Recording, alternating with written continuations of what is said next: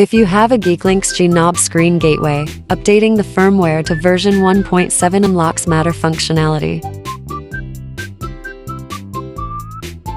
Enable the network configuration QR code of the G-Knob screen, open the Apple Home app, scan the QR code, and the G-Knob screen will be added as a bridge device to the Home app.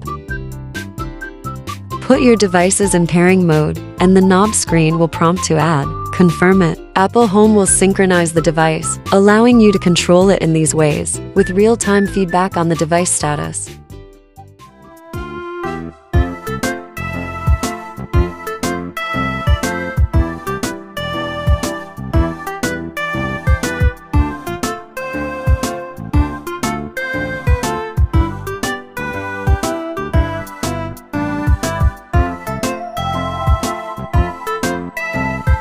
Hey Siri.